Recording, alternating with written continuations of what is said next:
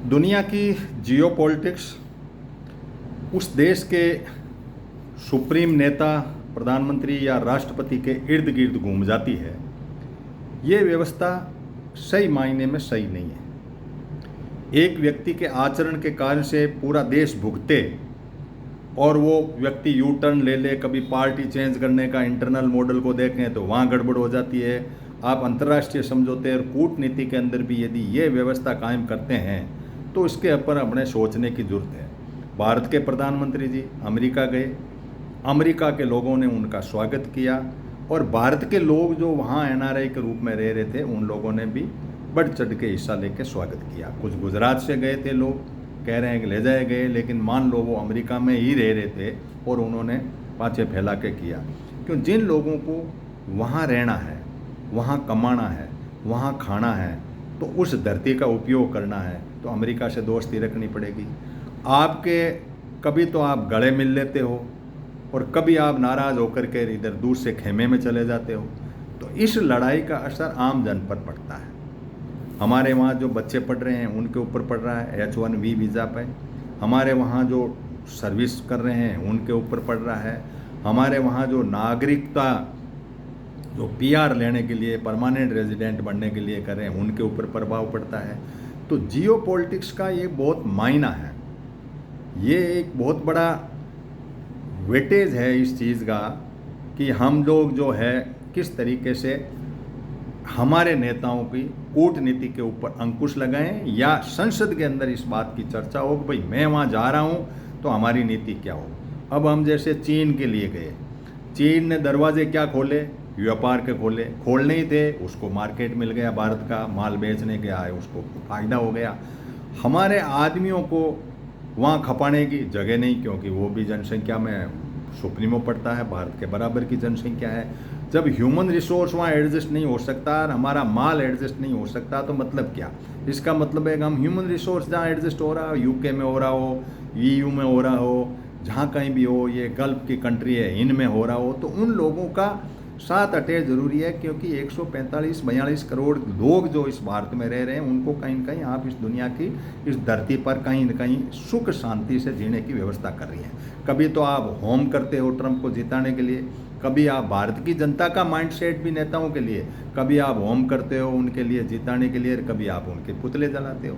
बड़ो अजीबोगरीब जो माइंडसेट है दुनिया में कि नेताओं के पीछे भागदौड़ करने वाले लोगों को भी सोचना पड़ेगा, नेताओं को भी सोचना पड़ेगा कि आप हमें कौन सी गुफा में घुसा रहे हो। कहीं अंधेरा तो नहीं है आगे, कहीं हमारा जीवन संकट में तो नहीं हो रहा है। हम जिस बात को कमाने के लिए गए हैं तो ऐसा तो नहीं होगा हवाई जहाज में बेड़ियाँ लगा के हमें यहाँ वापस छोड़ जाए। ये रिश्ते बहुत मायने रखते हैं और देश की राजनीति में जो हमारे अग्रणी सुप्रीम लोग हैं जिनको हम चुन के लीडर बनाते हैं उनको इन बातों का चिंतन करना चाहिए।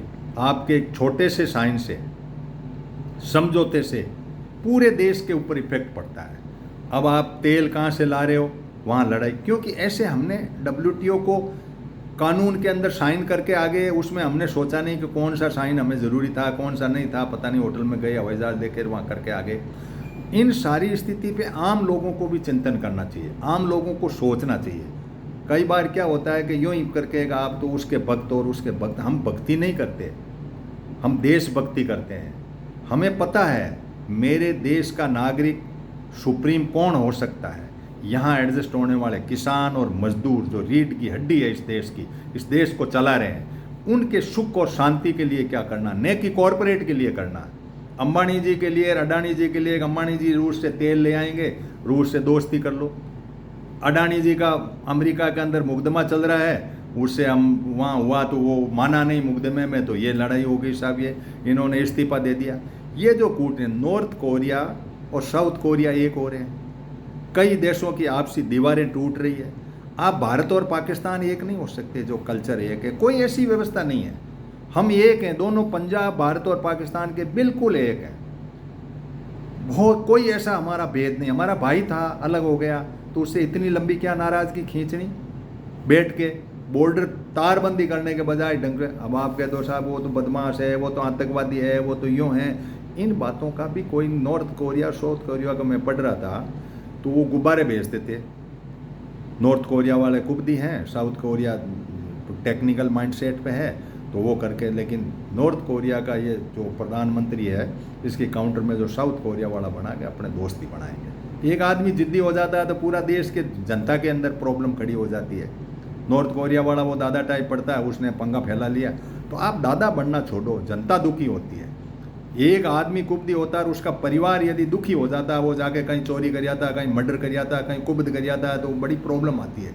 इसलिए इन बातों के ऊपर आम लोगों को भी सोचना है कि हमारे अग्रणी लोगों को कैसे समझाएं कि आप उनको तर्क संगत तरीके से बात करिए, संसद में बात करिए कि ऐसा नीतियाँ ऐसी बनाओ जो निर्गुट टाइप की नीति हो। आप साउथ ग्लोब में आप कह रहे हो साहब हम वहाँ दुकान चला लेंगे, ब्रिक में चाहते हो हम ऐसा कर देंगे। ये लड़ाई है, दुनिया के अंदर की लड़ाई है, व्यापार की लड़ाई है, उसमें भी शांति से जिया जा सकता है। और हमारा तो मार्केट है, कंज्यूमर हैं, पूरे लोग आ सकते हैं। इसलिए इन बातों को अंदर बहुत गहराई से सोचना चाहिए। बड़े नाच कूद हुए अमेरिका के अंदर, मोदी जी गए तब वो हुआ, अब उनका क्या होगा? उनकी फ़ोटोएं देख देख के अमेरिका वाला यदि निकालना शुरू कर देगा, चाहिए इनके आदमी है निकालो, क्योंकि ये व्यवस्थाएं मत खड़ी करो। वो बेचारे वहाँ चले गए, बड़ी मुश्किल से गए हैं गरीब लोग वहाँ। अब आप कल को चीन की लड़ाई हो जाएगी तो चीन पंगा, क्योंकि बाउंड्री पे ये अपनी दुकान फैलाए बिना रहेगा नहीं, फिर घुसा पड़ा है तो इसको वापस जाने का कहोगे तो करोगे नहीं। सिर्फ व्यापार से क्या होगा? आप सीमा दबाए बैठा। तो ये कुछ बातें ऐसी है कि ऐसा चलता है, बड़ा आदमी होता है तो उससे कुछ गम खाने वाली बात है ना, तो गम खानी चाहिए, व्यवहार सुधार के रहना चाहिए। हमें सिर्फ एक छोटी छोटी बातों के लिए गुटबंदियाँ इधर से उधर नहीं करनी चाहिए। कभी आप ब्रिक में घुसो तो वहाँ कह दोगे हम तो मुद्रा बनाएंगे, तो वो कहते हाँ हम भी बनाएंगे। क्वाड में घुसो तो क्वाड का 2026 में तो आप कर रहे हो यहाँ होस्ट, तो फिर क्या करोगे? तो ये बातें सोचो समझो। Thank you.